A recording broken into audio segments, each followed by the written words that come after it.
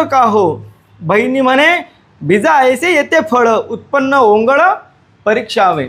संत बहिणाबाई ह्या ज्या आहेत, संत बहिणाबाई चौधरी वेगळ्या आहेत. जे खानदेशच्या कन्या आहेत त्या बहिणाबाई चौधरी वेगळ्या आहेत, त्या आधुनिक काळातल्या. आणि संत बहिणाबाई संत तुकाराम महाराजांच्या शिष्या, शिवाजी महाराजांच्या काळातल्या ह्या आहेत. पती त्यांना त्रास द्यायचे, परंतु पतीला सुद्धा भक्ती मार्गाला लावणारी संत बहिणाबाई यांनी पतीला सुद्धा भक्तीची शिकवण दिली. तुकाराम महाराजांचं महात्म्य त्यांना कळालं. तुकाराम महाराज कसं म्हणतात की फळ रसाळ गोमटी आहे ना, शुद्ध बीजापोटी फळे रसाळ गोमटी. जर बीज जर शुद्ध असेल तर फळसुद्धा त्याचं कसं येणार आहे, शुद्ध येणार. म्हणजे काय, आपलं कर्म जर चांगलं असेल, कर्म चांगलं असेल तर त्याचं फळसुद्धा चांगलं मिळेल कधी ना कधी मिळेल. आज नाही मिळेल, कधी ना कधी मिळेल. कर्मण्य देवाधिकारस्ते मा फलेषु कदाचन. श्रीमद भगवद्गीतेचा जो अर्थ आहे तोच बहिणाबाई तुकोबा या ठिकाणी आपल्याला सांगतात. बहिणाबाईंच्या माध्यमातून सुद्धा आलं का लक्षात. कर्तव्य करणं आपलं गरजेचं आहे. कर्तव्य कर्म है ना. निंबा कडूपणे देत असे कोण, त्याला ओळखा की तुम्ही. आपल्याला एवढा करोडोचा देह दिलेला आहे, प्रत्येकजण श्रीमंत आहे ना. किडनी ट्रान्सफरंट, हार्ट ट्रान्सफरंट, किती रुपये घेतात डॉक्टर लोक, परंतु हे सगळं आपल्याला ईश्वराने फ्रीमध्ये दिलेलं आहे. त्याचं महत्त्व आपण जाणलं पाहिजे. हे सोडून द्या, ते समजत नसेल, पण हे बघा, निंबा कडूपण देत असे कोण.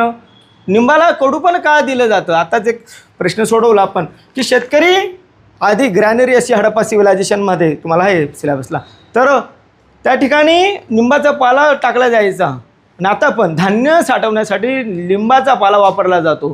तर अशा निंबा कडूपण देत असे कोण, वृक्षा गोडपण कवन करी. ठीक आहे नाही. उसाला गोड कोण करतं, बीज तैसे फळ गोडीचा निवाडा. तुम्ही जसं बीज लावाल, निंबाचं लावलं तर निंबाचंच येणार आहे. आंब्याचे कोय लावले, आंबेच येणार आहेत. इंद्रावनामुळी कोण घाली विष, अमृत अमरास देतं कवन. अमृतासारखं आंब्याला रस, आंब्याचा रस पितो आपण. आता हापूस आंब्याचं सीझन आलेलं आहे, आपल्याला माहिती आहे. हापसाचे आंबे किती भारी असतात, हे का नाही. बचनांगांगी विष कोण करी, सुगंधता द्यावी न लगे पुष्पा, तिष्ण मोयरी करी तसे कोण. खारिक निर्माण मधुर. खारिकीच्या अंगी हे प्रत्येक पदार्थ बहिणाबाईंनी आपल्या जीवनातले हे जे पदार्थ आहेत, हे यातलं ते गुण आहे अवगुण आहे, हे कोण निर्माण करतं. बहिणी म्हणे तैसे बिजायचे ते फळ है ना. उत्तम ओंगळ परीक्षा हवे.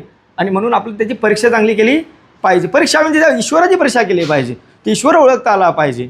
ज्ञानोबा म्हणतात मंतुनी नवनीता तसे घे अनंता, वाया व्यर्थ कथा सांडी मार्ग, आहे की नाही. तर हे संत आपल्याला हे सांगतात.